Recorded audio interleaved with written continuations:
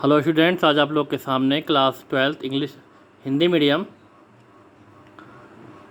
Mathematics का lecture 10 लेकर उपस्थित हूँ। आज के इस टॉपिक में आव्यूह का जो एक कंडीशन है, आव्यूह पर प्रारंभिक संक्रियाएं अथवा प्रारंभिक रूपांतरण, या जिसको हम ये कह सकते हैं कि एलिमेंट्री ऑपरेशन ऑन मैट्रिक्स।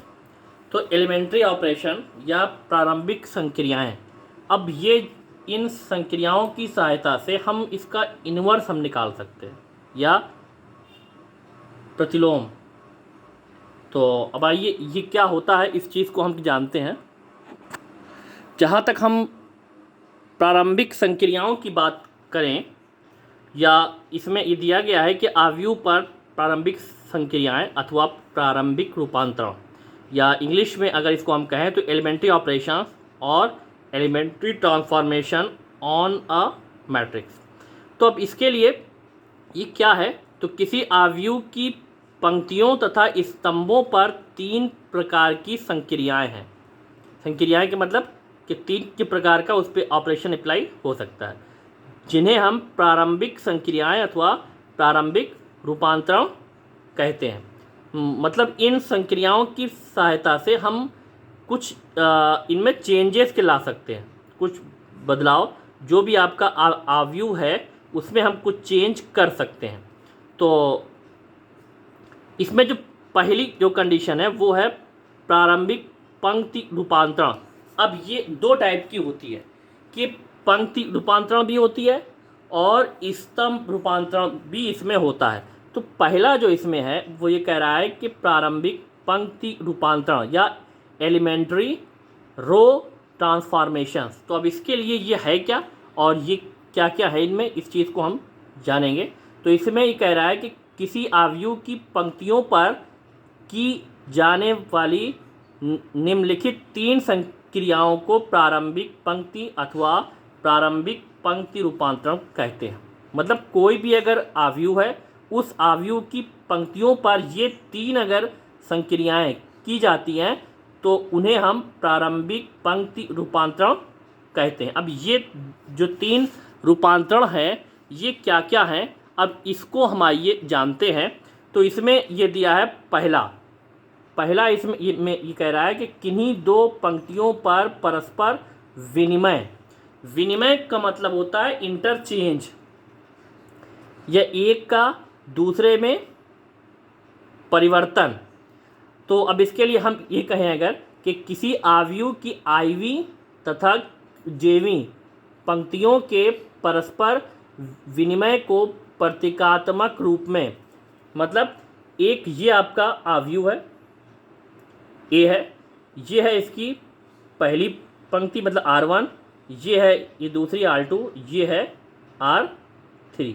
तो इसमें जो भी की संक्रियाएं हो रही हैं वो पंक्तियों की हो रही है, मतलब रो की। तो इसमें ये कह रहा है कि I1 इंटरचेंज टू RJ, मतलब इसको अगर हमने इस टाइप से लिखें कि R1 इंटरचेंज टू R3, मतलब R1 और R3 ये एक दूसरे में इंटरचेंज हो जाएंगे।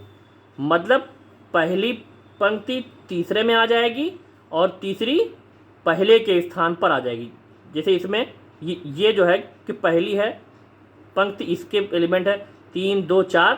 तो अब इसमें जो रूपांतरण हुआ है तो ये पहली जो है ये इसके तीसरे में आ गई और ये तीसरी जो है ये इसके पहले में आ गई।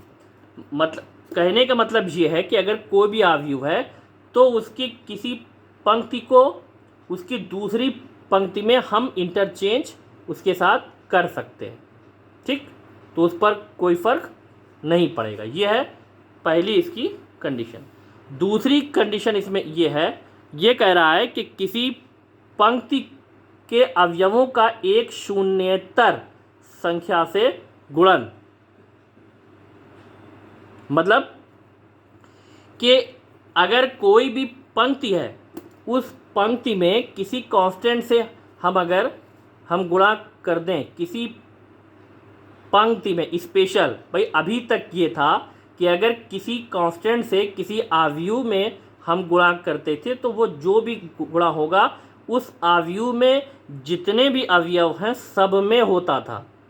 लेकिन ये जो आरंभिक रूपांतरण है या संक्रिया है, इसमें क्या है, अगर किसी स्पेशल पंक्ति के जितने उसमें अवयव हैं, मान लीजिए R1 में या R2 में, अगर R1 में हम किसी कांस्टेंट से हम गुणा कर रहे हैं तो वो जो भी गुणा होगा उस R1 के जितने अवयव हैं R1 में, उसके अलावा उस आव्यूह में चाहे कि जितने अवयव हों उससे कोई मतलब नहीं।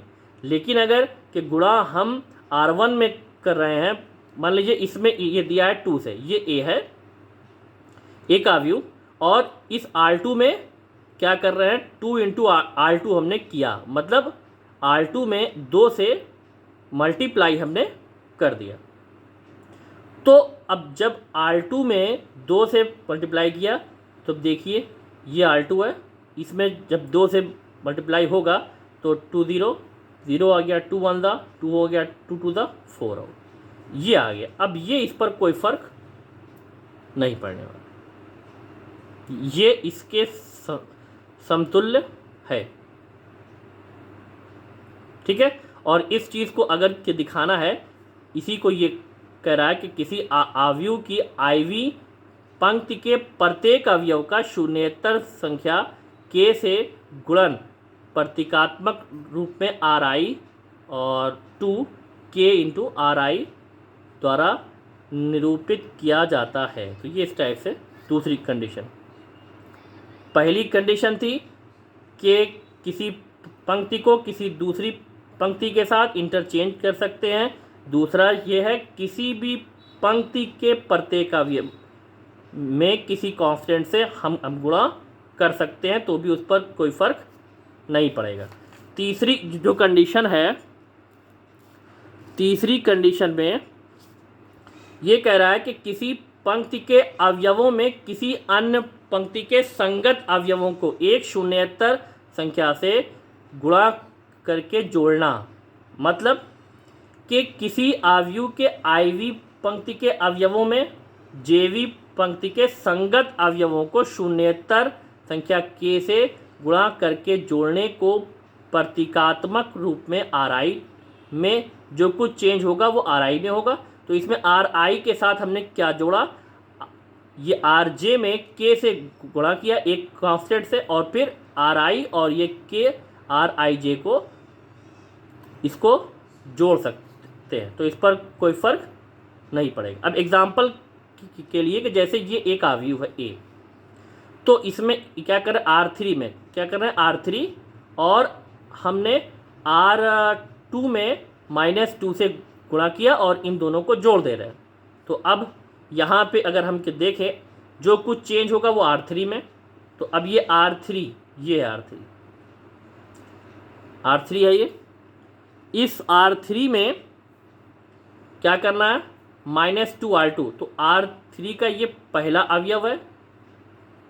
दूसरा है इसके R2 का 0 है, तो इसमें हमने जब -2 से मल्टीप्लाई किया तो ये 0 आया, तो 1 और प्लस 0 तो कितना आ जाएगा, 1 ही आ जाएगा। तो देखिए R3 में इसमें 1 आ गया। फिर इसके दूसरे एलिमेंट -1 और इसमें -2 से होगा मल्टीप्लाई, तो -8 हो गया, तो -8 और -1 तो ये आपका आ गया -9 आ गया। ऐसे ही फिर ये 0 है और ये प्लस इसमें -2 से गुणा होगा तो -6 और प्लस के 0 ये -6 ही आ जाएगा। तो ये 3 कंडीशन है एलिमेंट्री ऑपरेशन, लेकिन किस पर, पंक्तियों पर एलिमेंट्री ऑपरेशन की 3 कंडीशन है। पहली कंडीशन क्या है कि किसी भी पंक्ति को किसी दूसरी पंक्ति के साथ उसका विनिमय या इंटरचेंज हो सकता है। दूसरा, किसी भी पंक्ति में हम किसी कांस्टेंट से हम गुणा कर सकते हैं। और तीसरी कंडीशन क्या है, किसी पंक्ति को किसी दूसरी पंक्ति में किसी कांस्टेंट से गुणा करने के बाद उन दोनों को जोड़ सकते हैं तो उस पर कोई फर्क नहीं होगा। तो ये है प्रारंभिक पंक्ति का परस्पर विनिमय का रूल। अब प्रारंभिक स्तंभ रूपांतरण, तो स्तंभ में भी ऐसा ही होता है, जो जो इसमें पंक्ति में हुआ है स्तंभ इसमें भी ऐसा ही होगा। तो अगर हम देखें इसमें ये कह रहा है कि प्रारंभिक स्तंभ रूपांतरण, तो प्रारंभिक स्तंभ रूपांतरण या एलिमेंट्री कॉलम ट्रांसफॉर्मेशन किसी आव्यूह के स्तंभों पर की जाने वाली निम्नलिखित 3 संक्रियाओं को प्रारंभिक स्तंभ संक्रियाएं अथवा प्रारंभिक स्तंभ रूपांतरण होते हैं। वही जो 3 संक्रियाएं हमने पंक्तियों पर की, वही 3 संक्रियाएं हम स्तंभों पर भी होती हैं। तो आइए इस चीज़ को हम जानते हैं। तो यहाँ पर ये है किन्हीं 2 स्तंभों का परस्पर विनिमय। तो अब इसके लिए जो नंबर 1 है, किसी आव्यूह के आयवे तथा जेवे स्तंभों के परस्पर विनिमय को प्रतीकात्मक रूप में CI to CJ द्वारा निरूपित किया जाता है। वही कंडीशन कि कोई 2 स्तंभ को एक दूसरे के साथ इंटरचेंज या उनका विनिमय हो सकता है तो उस पर कोई फर्क नहीं पड़ेगा, जैसा कि पंक्ति में भी हुआ था। ऐसे फिर ये दूसरा है, किसी स्तंभ के अवयवों का एक शून्येतर संख्या से गुणन, कि किसी आव्यूह के आयवे स्तंभ के प्रत्येक अवयव का शून्येतर संख्या के से गुणन प्रतीकात्मक रूप में CI टू KCI द्वारा निरूपित हो सकता है। तो वही कंडीशन कि अगर कोई आव्यूह है, उस आव्यूह के, क्योंकि इसमें स्तंभ की बात होती, उस आव्यूह के किसी भी स्तंभ में किसी कांस्टेंट से हम गुणा कर सकते हैं, और जो भी गुणा होगा इसके स्तंभ में, तो उस स्तंभ में जितने भी अवयव होंगे उन सब में उसका मल्टीप्लाई होगा। ठीक है, अब आते हैं तीसरी कंडीशन। तो तीसरी कंडीशन भी इसमें यही है कि किसी स्तंभ के अवयवों में किसी अन्य स्तंभ के संगत अवयवों को एक शून्येतर संख्या से गुणा करके जोड़ना। वही कंडीशन जो उसमें हुई है पंक्ति में, कि अगर किसी स्तंभ में हम क्या करें, किसी दूसरे स्तंभ में किसी कांस्टेंट से गुणा करें और फिर इन दोनों इस कंडीशन को जोड़ दें, तो कोई फर्क इन पर होने वाला नहीं।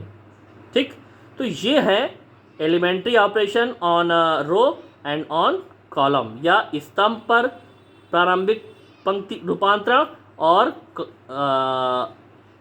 पंक्ति पर प्रारंभिक रूपांतरण। तो अब इसमें इनकी एक ख़ास बात ये है कि अगर कोई भी कंडीशन हमें अप्लाई करनी है, तो या तो पंक्ति वाली सारी कंडीशन अप्लाई करेंगे और या स्तंभ वाली। अब इसमें ये चीज़ कि नहीं है कि एक बार स्तंभ वाली, फिर एक बार पंक्ति वाली, फिर पंक्ति, फिर स्तंभ। अगर हमने स्टार्टिंग में पहली कंडीशन स्तंभ की लगाई है उस पर, तो अब स्तंभ ही से हम उस क्वेश्चन को सॉल्व करेंगे, स्तंभ ही की ये 3 कंडीशन के साथ। और अगर पंक्ति वाली कंडीशन से स्टार्ट कर दिया हमने, तो पंक्ति ही की कंडीशन से उसको हमें कंप्लीट सॉल्व करना है। ये नहीं कि एक बार पंक्ति वाली और एक बार स्तंभ वाली। ठीक,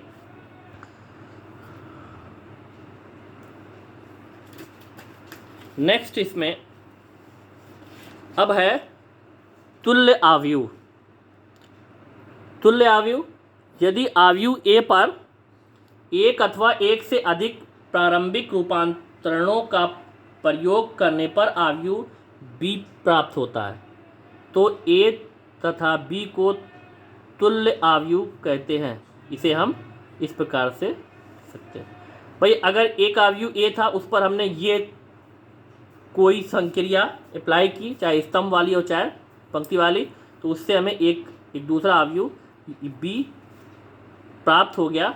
तो हम ये कहेंगे कि A और B ये दोनों तुल्य आव्यूह हैं, या A का तुल्य आव्यूह B है, और इसको A तुल्य बी, इस टाइप से इसको हम लिखते हैं। चलिए अब आते हैं एक्सरसाइज में। इन रूपांतरणों का जो प्रयोग होगा वो किस प्रकार होगा, तो आइए इस चीज़ को हम देखते हैं।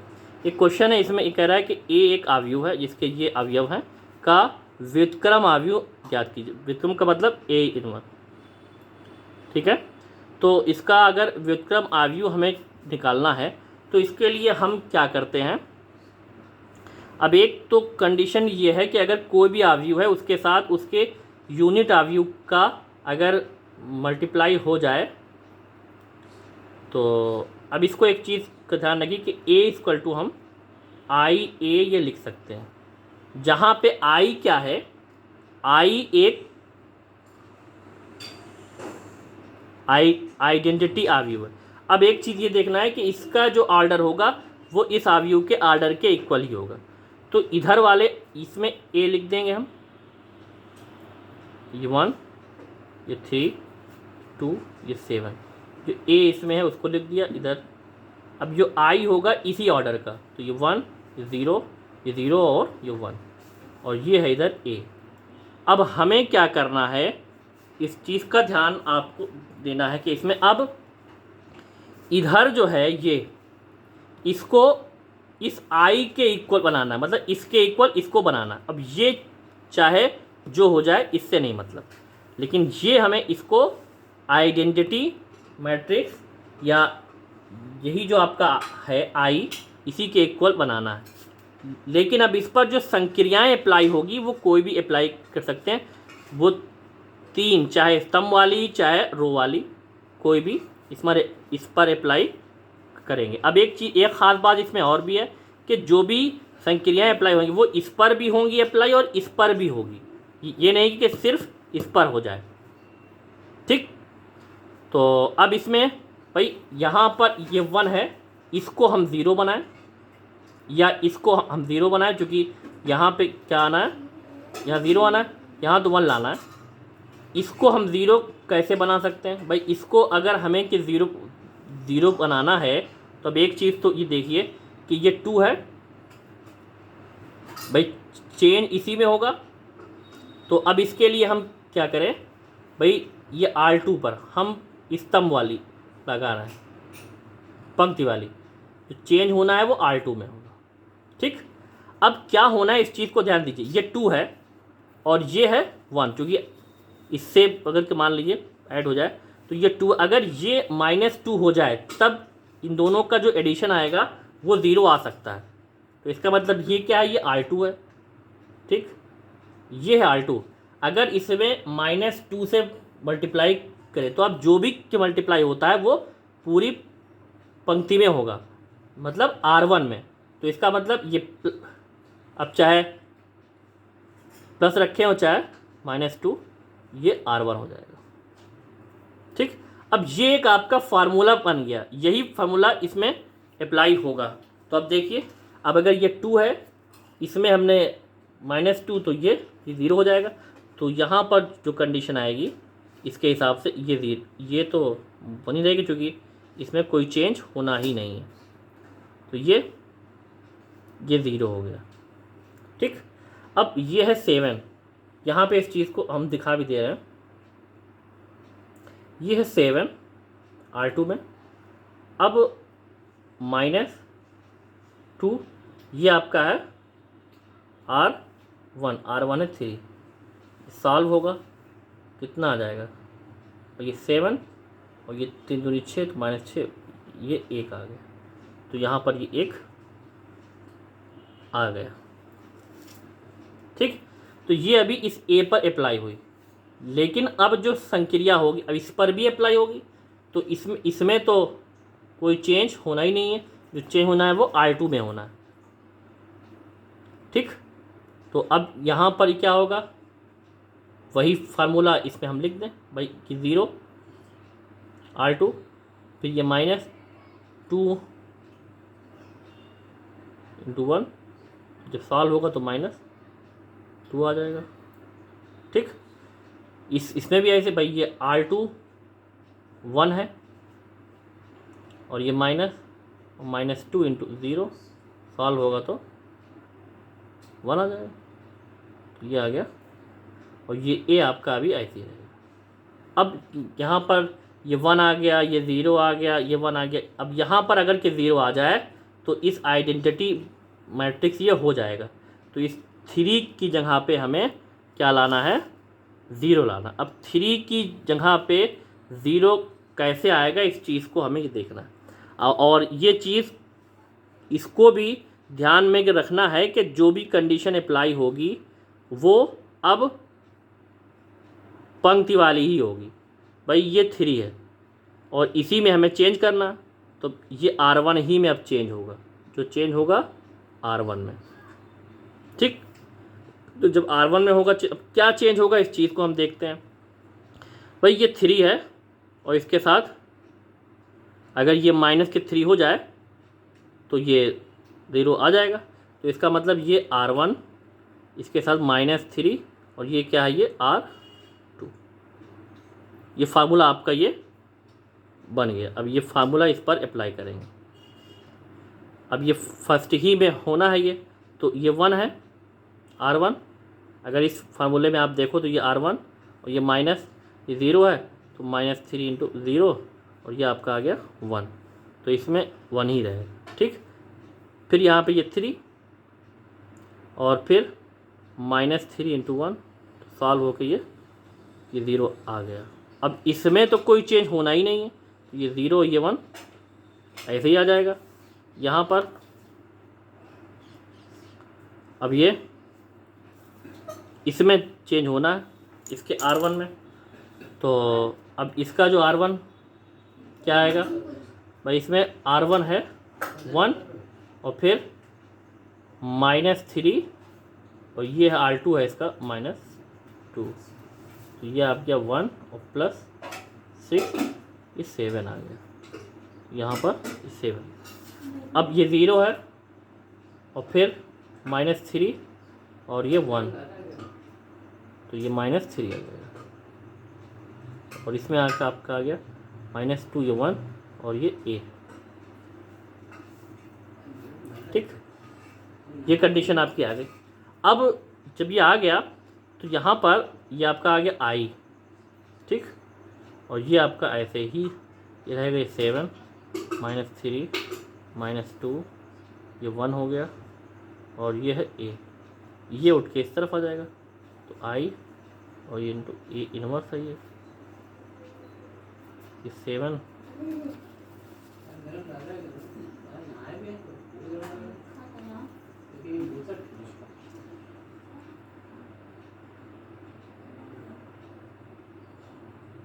-2 ये 1 हो गया। अब आइडेंटिटी मैट्रिक्स से किसी भी मैट्रिक्स के साथ अगर मल्टीप्लाई होगा, चाहे I डॉट A हो तो भी A आएगा, चाहे I डॉट A इनवर्स हो तो भी A इनवर्स आ जाएगा। तो इसका मतलब ये आपका आ गया A इनवर्स, और इसके ये किसके इक्वल आया, 7 -3 -2 ये 1। तो ये था इस ऑपरेशन का पहला क्वेश्चन।